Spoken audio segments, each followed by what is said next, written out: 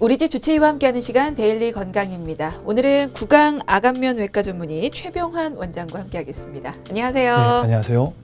구강암면외과 전문의 최병환입니다. 네, 어서 오십시오.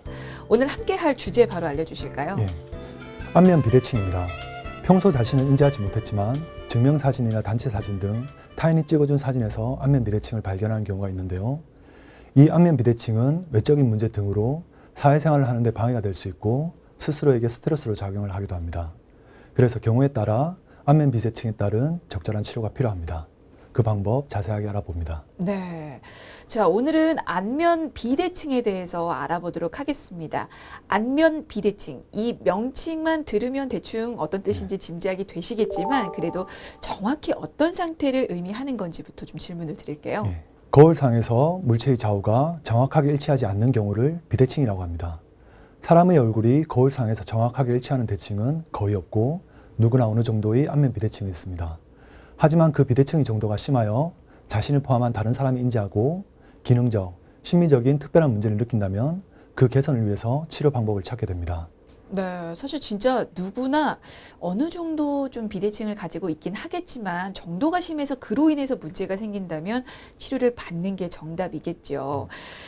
그러면 치료법 원인 여쭤보기 전에 이게 어떤 종류가 있는 건지 그것부터 좀 질문을 드릴게요. 안면 비대칭은 그 종류가 매우 다양하고 형태가 복잡하며 특히 뼈와 연관된 현상일 때 더욱 현저하게 나타납니다.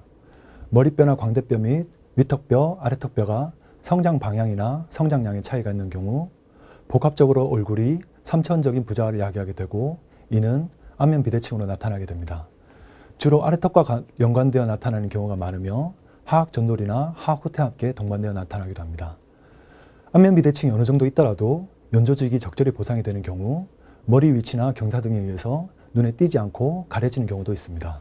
네, 지금 좀 이해가 안 되는 단어들이 좀 나와서 네. 먼저 여쭤볼게요. 하악 전돌, 하악 후퇴라는 단어를 쓰셨는데 이게 우리가 흔히 얘기하는 주걱턱, 무턱을 의미하는 겁니까? 예, 과한 아래턱의 성장으로 정상 기준보다 아래턱이 앞으로 있을 때 돌출된 상태로 하악 전돌이라고 하며 흔히 주걱턱이라고 부릅니다. 그 반대의 경우를 하악 후퇴, 무턱이라고 하고요. 안면 비대칭의 경우 무턱보다는 주걱턱 환자에게서 더 자주 관찰된다고 할 수 있습니다. 네. 이게 단순히 턱의 문제로만 끝나는 게 아니고 이게 뭐 광대가 도드라지는 등 그런 얼굴 전체적인 문제로 될 수도 있는 거죠. 예, 보통 위턱과 아래턱에서 비대칭이 관찰됩니다만 양쪽 눈과 광대가 3차원적으로 비대칭이 있는 경우도 있고 또는 눈의 비대칭이 심하지 않지만 광대의 측면 폭이나 높이가 다른 경우도 있습니다. 안면 비대칭이 아무래도 턱관절과 연관이 네. 있는 만큼 턱관절 장애와도 좀 어느 정도 연관이 있는지 궁금한데 턱관절에 문제가 있으면 안면 비대칭이 있을 확률이 높아지는 거겠죠? 우선 턱관절 장애의 증상은 매우 다양하며 원인 또한 매우 복합적입니다. 안면 비대칭과 같은 골격 기형이 턱관절 장애의 많은 기여 요인 중 하나의 기여 요인이 될 수 있고 드물지만 근육이나 턱관절 장애의 결과로 골격 기형이 나타날 수도 있습니다. 특히 아래측의 횡측 변이로 인한 안면 비대칭은 턱관절 장애와 연관성이 크다고 할 수 있습니다. 그러니까 둘이 서로 영향을 주는 네. 거네요. 턱관절 장애가 안면 비대칭을 유발할 수도 있는 거고 안면 비대칭이 또 턱관절 장애로 이어질 수도 있는 건데 그렇게 보면 안면 비대칭의 원인으로 턱관절 장애를 꼽을 수 있는 거잖아요. 이 원인들은 다른 것들도 어떤 게 있습니까? 유전적인 요인뿐만 아니라 태아나 유아기의 머리 위치, 성장기의 환경적 요인과 관련이 있습니다. 안면골 성장의 좌우 불균형이나 씹는 근육의 기능적인 부조화, 치아와 턱의 구조와 발달에 영향을 미치는 나쁜 악습관이나 외상 등이 안면 비대칭의 원인으로 볼 수 있습니다. 네. 근데 말씀하신 것처럼 후천적인 습관에 의해서 생기기도 하지만 선천적으로 안면 비대칭이 있는 분들도 계시잖아요. 그런 분들은 치료 시기를 좀 앞당겨야 하는 겁니까? 대표적으로 비교적 어린 나이더라도 씹을 때 어금니가 좌우 한쪽이 반대 방향으로 씹히는 기능성, 편측성, 구치부 교차교합이 있는 경우 이는 안면 비대칭으로 발전할 가능성이 있기 때문에 발견 즉시 진단을 하고 필요하다면 치료를 하는 것이 바람직하다고 알려져 있습니다. 네. 이름이 좀 어렵습니다. 편측성 구치부 교차 교합. 얼핏 듣기로는 이제 부정교합하고 좀 비슷할 것 같은데 이게 어떻게 다른 건가요? 위턱 어금니를 기준으로 아래턱 어금니 치아가 횡적인 방향에서 비정상적으로 볼 쪽 또는 혀 쪽으로 위치하는 교합 상태입니다. 특히나 유치혈기에 입을 다물 때 생기는 치아의 조기 접촉 등으로 교차교합이 유발되는 경우는 성장함에 따라 영구치열 및 골격적인 부분에서도 그 패턴이 연구될 수 있습니다. 이 경우는 안면 비대칭으로 발전될 확률이 높아집니다. 그럴 때는 바로 치료를 받는 네. 게 좋고 그 외 다른 경우라면 뭐 바로 치료받을 필요는 없나요?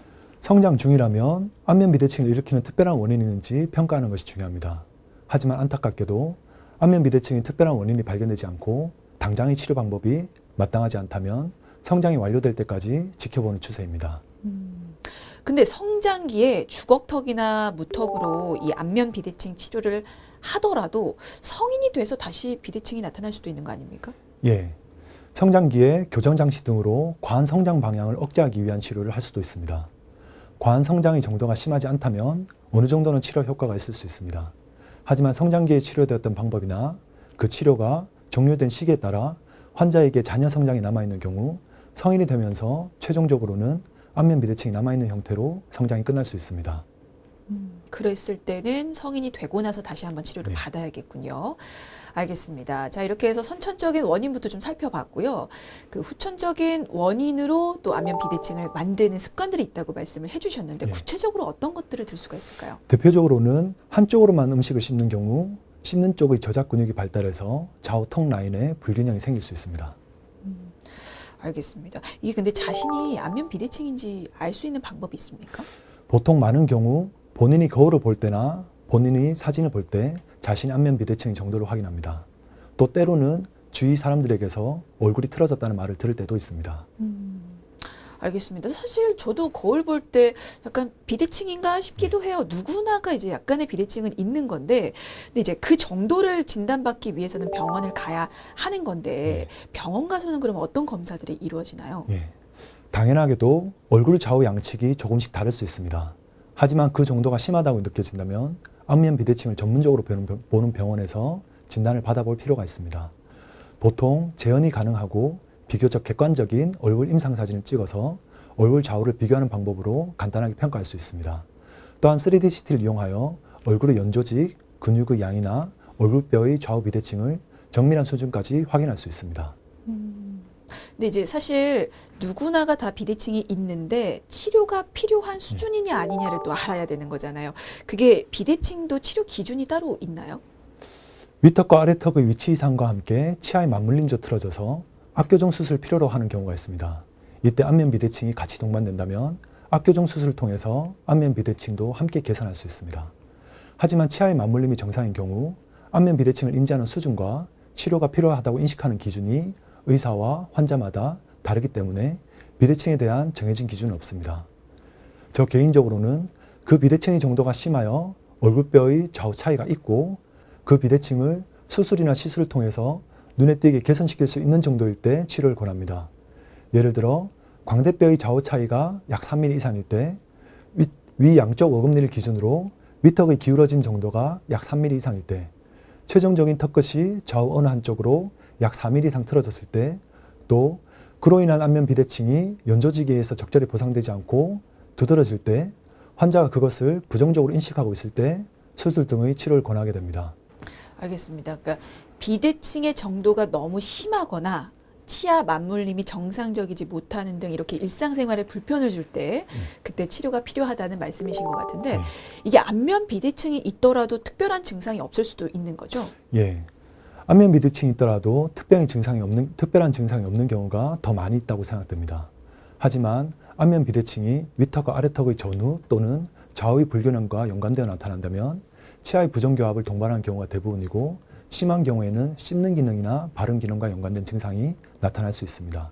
또한 앞에서 봤듯이 턱관절 장애 증상도 나타날 수 있습니다. 네, 알겠습니다. 사실 내가 치료가 필요한 수준인지 아닌지는 전문의를 통해서 좀 확인을 해 보셔야 할 것 같기 때문에 혹시 이상하다 싶으면 그냥 병원 가서 전문의와 상담을 받으시는 게 좋을 것 같고요. 아마도 많은 분들이 이 치료법 기다리시지 않았을까 싶습니다. 안면 비대칭은 어떻게 교정을 하십니까? 개인의 상태에 따라 필요한 치료 방법이 다릅니다. 안면 비대칭은 3차원적으로 얼굴뼈와 근육을 포함한 연조직의 복합적인 부조화의 형태를 가지고 있습니다. 위턱과 아래턱의 부조화로 인해 생긴 경우라면 미간과 코끝, 입술, 턱끝으로 이어지는 얼굴의 중심선이 틀어지는 형태로 안면 비대칭이 나타납니다.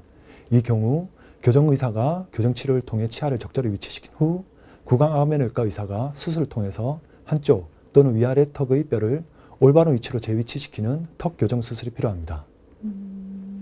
이게 치료하고 나면 효과는 어느 정도로 나타납니까? 코의 비틀어짐을 어느 정도 바로잡을 수 있고 입술과 입의 틀어짐 그리고 턱의 틀어짐을 바로잡을 수 있는 가장 효과적인 방법입니다. 근데 사실 이게 턱을 그러니까 뼈를 교정하는 거기 때문에 좀 치료 기간이 오래 걸릴 것 같은데 어느 정도 생각하면 될까요? 악교정 수술이 교정 치료와 동반해야 하는 경우 보통 수술을 하기 전에 교정 치료를 3개월에서 6개월 또는 1년 정도 하게 됩니다. 전신 마취 등에 필요한 준비를 미리 수술 전에 하게 되고 수술 후 회복 기간이 1달에서 2달 정도 필요합니다. 수술 회복 기간 중에 또는 그 후에 수술 후 교정 치료를 또한 6개월 정도 하게 되는데 길게는 교정 치료를 포함해서 총 2년 정도의 치료 기간이 필요합니다. 교정 치료가 동반되지 않는 경우라면 수술 또는 시술 후에 경과를 잘 지켜보는 기간이 필요합니다. 그러니까 수술 전이랑 후랑 교정 치료가 좀 필요한 경우가 있어서 평균 1년에서 2년 정도 생각을 하면 되겠습니다. 혹시 말씀하신 그것 말고 다른 또 치료법이 있습니까? 예, 얼굴 중심선의 틀어짐이 심하지 않고 광대뼈나 아래턱의 좌우 크기 차이로 인해 안면 비대칭이 나타나는 경우 광대뼈, 아래턱뼈의 안면 윤곽 수술로 치료할 수 있습니다. 안면 윤곽 수술은 어떤 수술입니까? 치아의 교합과 관련 없이 얼굴뼈 모양을 변화시켜서 얼굴의 형태를 바꾸는 수술입니다. 이마 성형술, 광대뼈 축소술, 하악각 성형술, 턱끝 성형술 등이 많이 사용됩니다. 혹시 수술 후에 나타날 수 있는 부작용이나 후유증이 있다면 어떤 게 있을까요? 대표적으로 수술 부위 감염과 출혈, 그리고 부종, 신경 손상으로 인한 감각 이상 등이 있을 수 있습니다. 네, 알겠습니다. 이거는 모든 수술 대상 환자들에게 해당되는 내용은 아니고요. 다만 가능성 때문에 드린 질문이니까요. 참고하시기 바라겠습니다. 지금 이제 주로 수술로 치료법을 말씀을 해주셨는데 혹시 안면 비대칭을 이런 큰 수술을 하지 않고라도 좀 완치시킬 수 있는지, 호전시킬 수 있는지도 좀 궁금해요. 예, 근육을 포함한 피부 연조직의 불균형은 보톡스 주사요법이나 지방 이식, 필러 등의 시술로 어느 정도 개선할 수 있습니다. 모든 경우에 전부 수술을 해야 하는 것은 아니지만 반드시 수술이 필요한 경우인지 수술을 하지 않고서도 개선이 가능할지 등은 여러 가지 검사를 통해서 진단을 하게 됩니다. 혹시 이제 비대칭의 정도가 심하지 않으면 교정만으로도 이게 효과를 볼 수가 있습니까? 네, 비대칭의 인상이 치아의 삐뚤어짐으로 인한 경우 치열을 바르게 교정하는 것은 분명히 도움이 됩니다. 하지만 치열의 이동으로 변할 수 있는 부분이 한정적인 편입니다. 네, 알겠습니다. 사실 주걱턱이나 무턱처럼 이렇게 턱관절 쪽에 문제가 있으면 또 성형외과 쪽으로 많이 가셔서 이게 안면 비대칭이 있는 경우에는 치과에서 치료를 받는 게 맞는 거죠? 예, 턱 부위 수술은 치아의 맞물림과 밀접한 관계가 있으며 턱관절의 운동에도 큰 영향을 미치기 때문에 반드시 교정의사와 구강암면외과의 긴밀한 협조하에 시행이 되어야 합니다. 단순한 미적인 성형수술이 아니며 수많은 요소를 고려해야 하는 기능적인 수술입니다. 얼굴뼈를 수술해야 한다면 얼굴뼈를 전문적으로 보는 치과 또는 대학병원에서 치료를 받으셔야 합니다. 네, 알겠습니다. 안면 비대칭이 문제가 된다면 치과를 먼저 찾아보시기를 권장해 드리겠습니다. 자, 끝으로 치료 후 환자분들께서 주의할 사항, 관리법 있으면 알려주시죠. 치료 방법이 다양하기 때문에 주의사항과 관리법 또한 그 치료 방법에 따라가야 합니다. 안면 비대칭을 위한 치료 또는 수술의 범위가 클수록 진단과 수술 등의 치료에 따른 결과가 잘 유지되고 있는지 최소 1년 이상은 관찰을 해야 합니다. 좌우 대칭의 회복뿐만 아니라 그에 따른 기능의 회복도 중요하므로 치료를 한 병원에서 지속적으로 체크를 받는 것이 제일 중요합니다.